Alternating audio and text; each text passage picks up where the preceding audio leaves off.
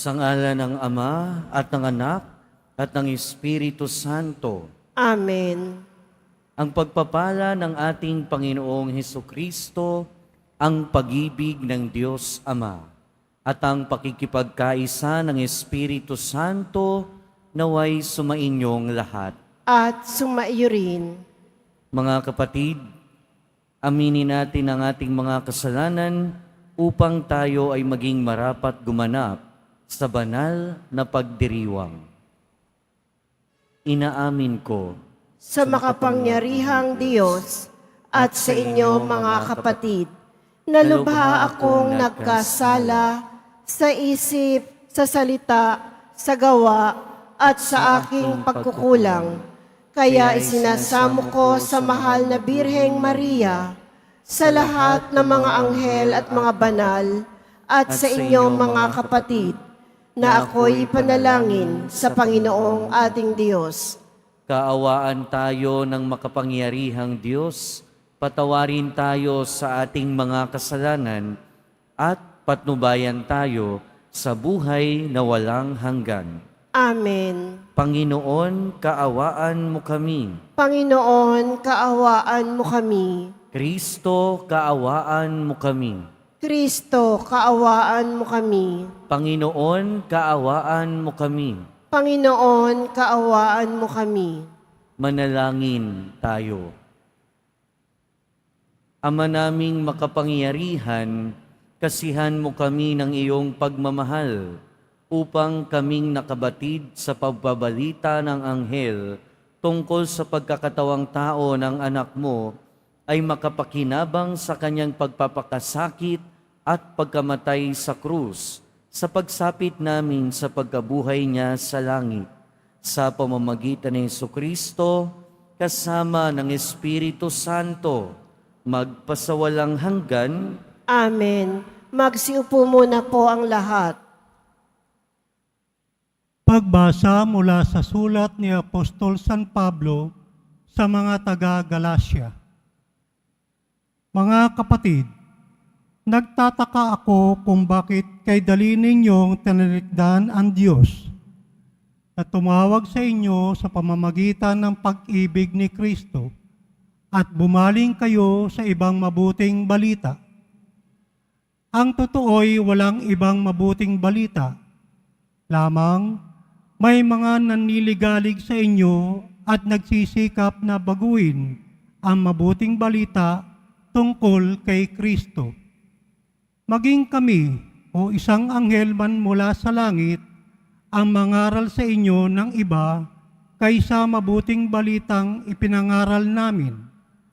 Pakasumpain siya.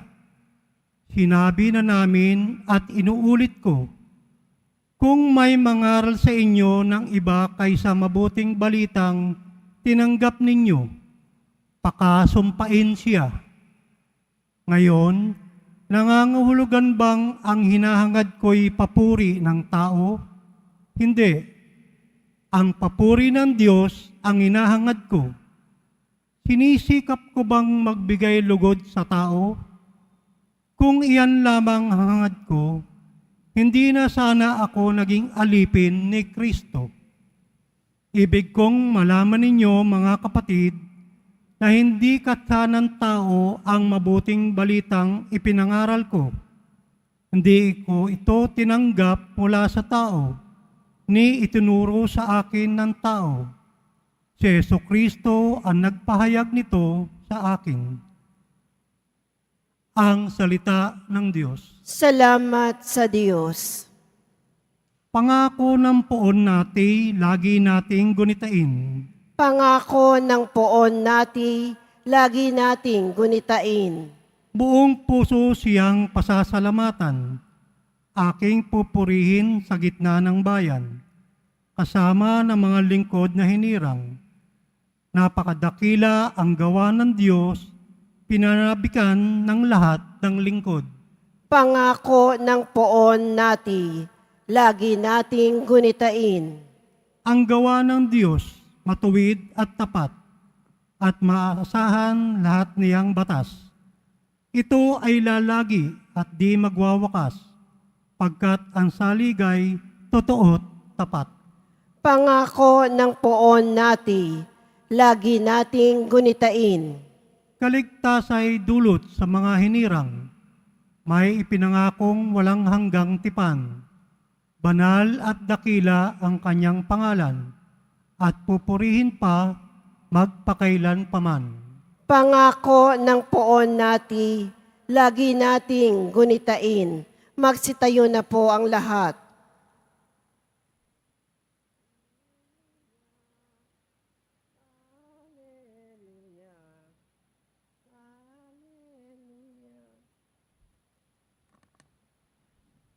Aleluya, aleluya, bagong utos ani Kristo, mag-ibigan sana kayo katulad ng pag-ibig ko sa inyo. Aleluya, aleluya. Sumainyo ang Panginoon, At sumaiyo rin. ang mabuting balita ng Panginoon, ayon kay San Lucas. Papuri sa iyo, Panginoon. Noong panahong iyon, may isang eskribang lumapit kay Jesus upang siya'y subukin. Guro, aniya, ano ang dapat kong gawin upang magkamit ng buhay na walang hanggan? Sumagot si Jesus, ano ang nakasulat sa kautusan? Ano ang mababasa mo roon? Tumugon siya, ibigin mo ang Panginoon mong Diyos ng buong puso, ng buong kaluluwa, ng buong lakas at ng buong pag-iisip, at ibigin mo ang iyong kapwa gaya ng iyong sarili. Gawin mo iyan at mabubuhay ka.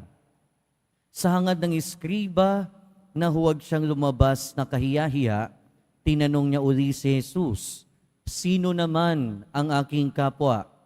Sumagot si Jesus, may isang taong naglalakbay buhat sa Jerusalem patungong Jericho. Hinarang siya ng mga tulisan, kinuha pati damit sa katawan, binugbog at halos patay na ng iwan. Nagkataong dumaan doon ang isang saserdote at pagkakita sa taong nakahandusay, siya'y lumihis at nagpatuloy ng kanyang lakad. Dumaan din ang isang Levita, ngunit tiningnan lamang niya ito at nagpatuloy ng kanyang lakad. Ngunit may isang Samaritanong naglalakbay na naparaan doon. Nakita niya ang hinarang at siya'y nahabag. Lumapit siya, binusa ng langit at alak ang mga sugat nito at tinalian. Saka isinakay ang tao sa kanyang sinasakyang hayop, dinala sa bahay panuluyan at inalagaan doon. Kinabukasan dumukot siya ng 2 denaryo, ibinigay sa may-ari ng bahay panuluyan at sinabi, alagaan mo siya at kung magkano man ang kakulangan niyan, babayaran ko sa aking pagbabalik. Sino ngayon sa palagay mo ang nagpakita ng kanyang pakikipagkapwa sa taong hinarang ng mga tulisan? Tanong ni Jesus. Ang nagpakita ng habag sa kanya. Tugon ng eskriba. Sinabi sa kanya ni Jesus, humayok at gayon din ang gawin mo. Mga kapatid, ang mabuting balita ng Panginoon. Pinupuri ka namin, Panginoong Heso Kristo. Magsiupo muna po ang lahat. Welcome po sa Minor Basilica and National Shrine of Jesus Nazareno at magandang umaga sa inyong lahat. Mga kapatid, natural sa ating mga tao na ituring lang na kaibigan yung mga gusto nating ituring na kaibigan. Pero in the same way, ganun din naman yung ginagawa natin. Kung gusto nating ituring kapwa ang isang tao, meron tayong certain standards, meron tayong mga criteria kung ituturing ba natin na kapwa ang isang tao. Sa ating ebanghelyo, narinig natin ang kwento ng mabuting Samaritano. Ang konteksto ng kwentong ito ay malalim. Hindi naman natin pwedeng sabihin na isa lang siyang estranghero, napadaan at tumulong. Pag sinabi nating Samaritano, pwede nating sabihin yan ay yung mga talagang hindi tinuturing na kapwa ng mga Hudyo. Ito yung mga Samaritano, meron tong common belief sa mga Hudyo, pero tinuturing sila ng mga heretic na mga Hudyo. Tinuturing silang in a way kaaway. In other words, talagang hindi nakikipagkapwa sa kanila ang mga Hudyo. Pero sa ating ebanghelyo, narinig natin sa kwento ng ating Panginoon, merong tatlong napadaan, yung dalawa, yung isa saserdote, yung isa levita. Ang saserdote, yung pari ng kanilang mga sinagoga at ng templo. At ang levita naman, ito yung nag-aayos ng templo. Ibig sabihin, itong mga ito ay yung mga related sa religiosity, sa kanilang relihiyon. Pero we have to take note din na hindi talaga nila maaaring tulungan ang taong ito dahil kapag nahawakan nila yung dugo, ituturing sila na hindi na malinis. At dahil dyan, hindi sila makakapasok sa templo. Pero ang Samaritanong ito, na itinuturing nila na hindi nila kapwa-tao, hindi kasama sa kanilang bayan, ito pa yung tumulong sa taong ito. Inalagaan, dinalasain, binigyan ng 2 denaryo yung may-ari o yung nagbabantay doon sa bahay panuluyan. At pag sinabi nating 2 denaryo, ang katumbas nun ay halos 2 araw na sweldo noong mga panahon na yun. Ibig sabihin, kung magbabayad ka ng 2 denaryo sa bahay panuluyan, pwede ka nang magstay doon sa loob ng halos 1 buwan. Meaning, ganun kalaki yung malasakit at kabutihan na pinakita nung Samaritano na iyon. Meaning, ganun ang ibig sabihin ng pakikipagkapwa. Ngayon din, pinagdiriwang natin o ginugunita natin ang Our Lady of the Holy Rosary. Nagbibigay-pugay tayo kay Mama Mary bilang ating ina ng mahal na Santo Rosario. At ito ay pagunita sa Battle of Lepanto noong 1571, noong sasakupin na ng mga Turkish ang bahagi ng Europa. Pero ang ginawa nila, nag-alay sila ng rosaryo sa Roma at nanalo sila sa laban. And they attributed this victory sa mahal na ina.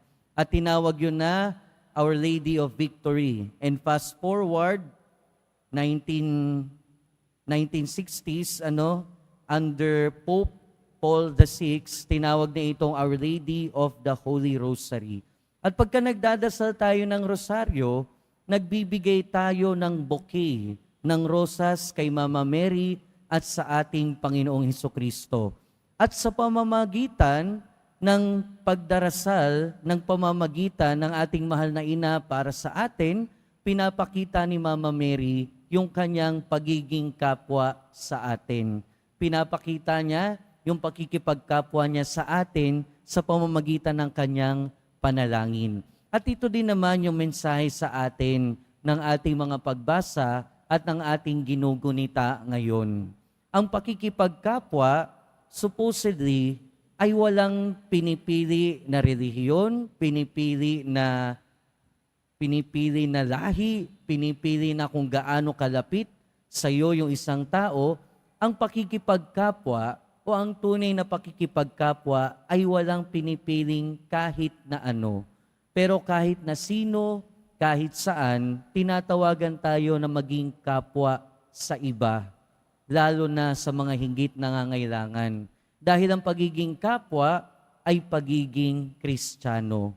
Nawa, sa pagpapatuloy ng ating buhay, tayo ay maging tunay na kapwa, regardless sa kung sino ang nangangailangan ng ating pagiging kapwa. Dahil ang pagiging kapwa ay pagiging tunay na Kristiyano. Amen. Magsitayo na po ang lahat.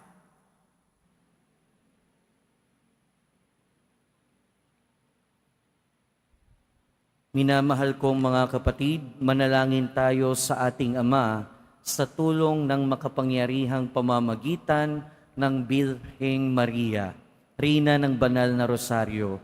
Sa bawat panalangin ng ating itutugon, Ama, pagpalain mo kami sa pamamagitan ng mga panalangin ng Birheng Maria. Ama, pagpalain mo kami sa pamamagitan ng mga panalangin ng Birheng Maria.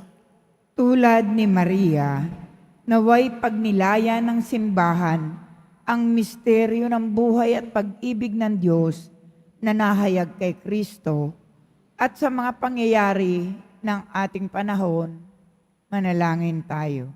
Ama, pagpalain mo kami sa pamamagitan ng mga panalangin ng Birheng Maria. Sa halip na tustusan ng mga bansa ang kanilang mga sandatang pandigma at pangwasak, naway higit nilang paglaanan ang mga kagamitan para sa pagtataguyod ng kapayapaan. Manalangin tayo. Ama, pagpalain mo kami sa pamamagitan ng mga panalangin ng Birheng Maria. Kaisa ni Maria, tayo naway magpatuloy sa pananalangin at pagsisikap na matupad ang plano ng Diyos para sa ating kaligtasan. Manalangin tayo. Ama, pagpalain mo kami sa pamamagitan ng mga panalangin ng Birheng Maria. Sa pamamagitan na makainang pangangalaga ni Maria, ang mga may sakit at nagdadalamhati, naway makatagpo ng paghilom at paglubag ng kalooban. Manalangin tayo. Ama, pagpalain mo kami sa pamamagitan ng mga panalangin ng Birheng Maria. Ang mga yumaong tapat sa Panginoon, naway magtamasa ng buhay na walang hanggan. Manalangin tayo. Ama, pagpalain mo kami sa pamamagitan ng mga panalangin ng Birheng Maria. Ama naming nasa langit, pinasasalamatan ka namin para sa rosaryo at sa mensahe ng kapayapaan na hatid ni Maria sa aming mundo. Hinihiling namin ito sa pamamagitan ni Kristo na aming Panginoon. Amen. Magsiupo muna po ang lahat.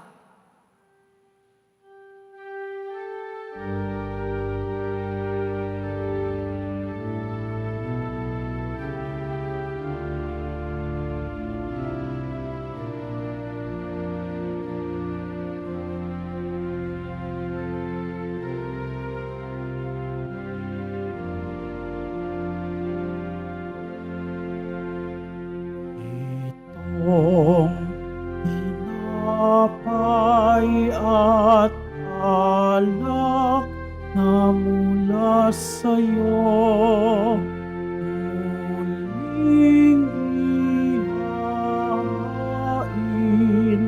sa kabutihan mo. Kunin at tanggapin alay sa'yo, pasasalamat ng puso.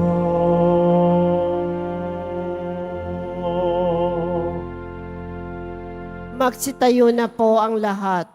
Manalangin kayo mga kapatid, upang ang paghahain natin ay kalugdan ng Diyos amang makapangyarihan. Tanggapin nawa ng Panginoon itong paghahain sa iyong mga kamay, sa kapurihan niya at karangalan, sa ating kapakinabangan at sa buong sambayanan niyang banal. Ama naming mapagmahal, gawin mo ang mga alay na aming hain ang siyang maghanda upang kami maging dapat makinabang sa mga pangako ni Jesucristo na aming ginugunita sa mga banal na misteryo bilang tagapamagitan kasama ng Espiritu Santo magpasawalang hanggan. Amen. Sumainyo ang Panginoon. At sumaiyo rin. Itaas sa Diyos ang inyong puso at diwa. Itinaas na namin sa Panginoon. Pasalamatan natin ang Panginoong ating Diyos. Marapat na siya ay pasalamatan. Ama naming makapangyarihan, tunay ngang marapat na ikaw ay aming pasalamatan. Ngayong pinararangalan ang mahal na Birheng Maria, bukod mong pinagpala sa babaing lahat, ang mahal na Birheng totoong mapalad, na iyong piniling maging ina ng iyong anak noong isugo mo siya bilang aming Mesiyas. Sa kapangyarihan ng Espiritong Banal, ang Birheng Maria ay naging inang tunay ng iyong anak na kanyang isinilang bilang liwanag nitong sanlibutan. Kaya kaysa ng mga anghel na nagsisiawit ng papuri sa iyo, nang walang humpay sa kalangitan, kami nagbubunyi sa iyong kadakilaan. Santo, Santo, Santo, Panginoong Diyos ng mga hukbo, napupuno ang langit at lupa ng kadakilaan mo. O sana sa kaitaasan, pinagpala ang naparirito sa ngalan ng Panginoon. O sana sa kaitaasan, magsiluhod po ang lahat. Ama naming banal, ikaw ang bukal ng tanang kabanalan. Kaya't sa pamamagitan ng iyong Espiritu, gawin mong banal ang kaloob na ito upang para sa amin maging katawan at dugo ng aming Panginoong Hesukristo. Bago niya pinagtiis ang kusang loob na maging handog, hinawakan niya ang tinapay, pinasalamatan kaniya, pinaghati-hati niya iyon, iniabot sa kanyang mga alagad at sinabi, "Tanggapin ninyong lahat ito at kanin. Ito ang aking katawan na ihahandog para sa inyo."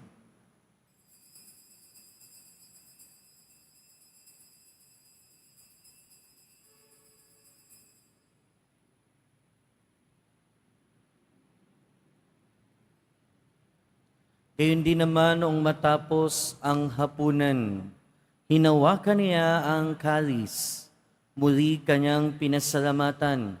Iniabot niya ang kalis sa kanyang mga alagad at sinabi, "Tanggapin ninyong lahat ito at inumin.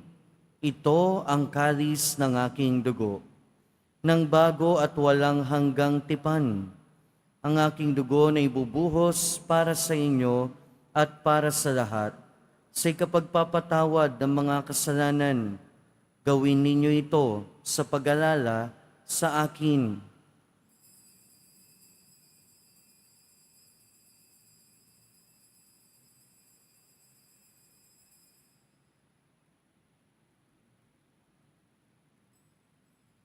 Magsitayo na po ang lahat. Ipagbunyi natin ang misteryo ng pananampalataya. Si Kristo'y namatay, si Kristo'y nabuhay, si Kristo'y babalik sa wakas ng panahon. Ama, ginagawa namin ngayon ang pag-alala sa pagkamatay at muling pagkabuhay ng iyong anak. Kaya tiniaalay namin sa iyo ang tinapay na nagbibigay buhay at ang kalis na nagkakaloob ng kaligtasan. Kami nagpapasalamat dahil kami iyong minarapat na tumayo sa harap mo para maglingkod sa iyo. Isinasamo namin kaming magsasalo-salo sa katawan at dugo ni Kristo ay mabuklod sa pagkakaisa sa pamamagitan ng Espiritu Santo. Ama, lingapin mo yung simbahang laganap sa buong daigdig.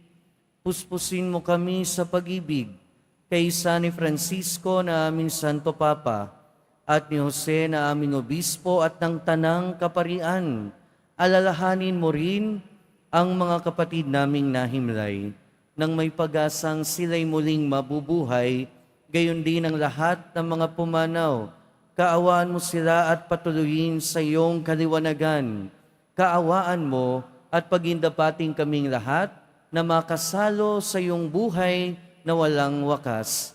Kaysa ng mahal na Birheng Maria, na ina ng Diyos, ng kabiyak ng puso niya si San Jose, kaysa ng mga apostol ni San Juan Bautista, at ng lahat ng mga banal na namuhay dito sa daigdig, ng kalugod-lugod sa iyo, maipagdiwang nawa namin ang pagpupuri sa ikararangal mo sa pamamagitan ng iyong anak na aming Panginoong Heso Kristo. Sa pamamagitan ni Kristo, kasama niya at sa Kaniya, ang lahat ng parangal at papuri ay sa iyo, Diyos amang makapangyarihan, kasama ng Espiritu Santo, magpasawalang hanggan. Amen. Sa tagubilin ng mga nakagagaling na utos at turo ni Jesus na Panginoon natin at Diyos, ipahayag natin ng lakas loob. Ama namin, Sumasalangit ka, sambahin ng ngalan mo, mapasa amin ang kaharian mo, sundin ang loob mo dito sa lupa para nang sa langit. Bigyan mo kami ngayon ng aming kakanin sa araw-araw at patawarin mo kami sa aming mga sala para nang pagpapatawad namin sa nagkakasala sa amin. At huwag mo kaming ipahintulot sa tukso at iadya mo kami sa lahat ng masama. hinihiling namin kami adya sa lahat ng masama, pagkalooban ng kapayapaan araw-araw, iligtas sa kasalanan at ilayo sa lahat ng kapahamakan. Samantalang aming pinananabikan ang dakilang araw ng pagpapahayag ng tagapagligtas naming si Heso Kristo. Sapagkat iyo ang kaharian at ang kapangyarihan at ang kapurihan magpakailanman. Amen. Panginoong Heso Kristo, sinabi mo sa iyong mga apostol, kapayapaan ang iniiwan ko sa inyo, ang aking kapayapaan ang ibinibigay ko sa inyo. Tunghayan mo ang aming pananampalataya at huwag ang aming pagkakasala. Pagkalooban mo kami ng kapayapaan at pagkakaisa ayon sa iyong kalooban, kasama ng Espiritu Santo, magpasawalang hanggan. Amen. Ang kapayapaan ng Panginoon ay laging sumainyo. At sumaiyo rin. Magbigayan tayo ng kapayapaan sa isa't isa. Peace be with you po. Kordero ng Diyos na nag-aalis ng mga kasalanan ng sanlibutan, maawa ka sa amin.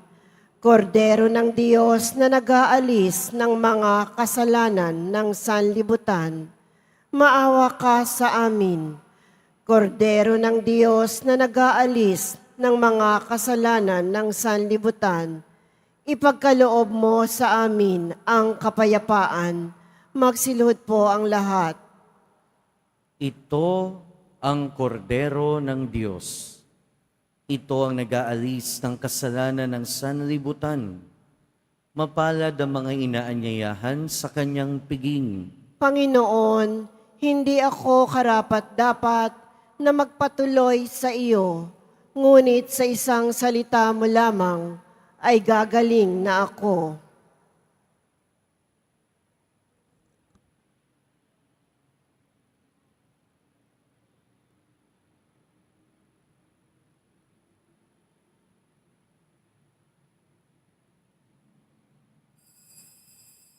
Para sa lahat ng tatanggap ng banal na komunyon, sasagot po tayo ng amen pagkasabi ng pari o ng lay minister ng katawan ni Kristo at isubo agad sa bibig bago umalis sa harapan ng pari o lay minister. Sumunod po tayo.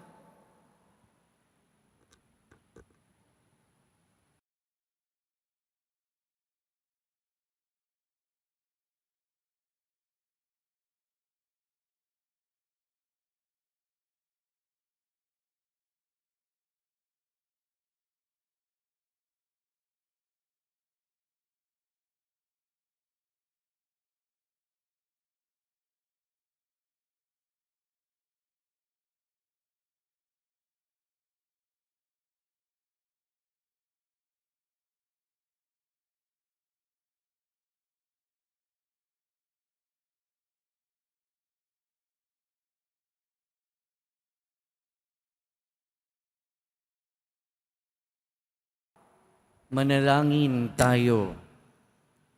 Ama naming lumikha, sa pagtanggap namin sa banal na pakikinabang, inihahayag namin ang pagkamatay at pagkabuhay ng anak mong banal. Kaming nakikiisa sa kanyang tiniis ay marapatin mong makasalo sa kasiyahan at kaluwalhatian sa langit. Sa pamamagitan niya, kasama ng Espiritu Santo, magpasawalang hanggan. Amen. Sumainyo ang Panginoon. At sumaiyo rin. Mahal na poong Jesus Nazareno, inihayag mo sa pamamagitan ng krus ang walang maliw na pag-ibig ng Diyos sa sangkatauhan. Pakinggan mo ang kahilingan ng iyong angkan na nagsusumamo sa iyo. Makamtanawa nila ang inyong katugunan at tanggapin ang kasagutan na may utang na loob na tinatanaw. Basbasan din po ninyo ang mga daladala nilang imahen at dasalan. Sa pamamagitan ng bendisyon na ito, naway maalala nila ang mga pangako nila noon sa binyag, na ikaw ang kanilang iibigin at paglilingkuran bilang Panginoon, magpasawalang hanggan. Amen. At pagpalain kayo ng makapangyarihan at mahabaging Diyos, Ama, Anak, at Espiritu Santo. Amen. Humayo kayong taglayang kapayapaan ng poong Jesus Nazareno. Salamat sa Diyos.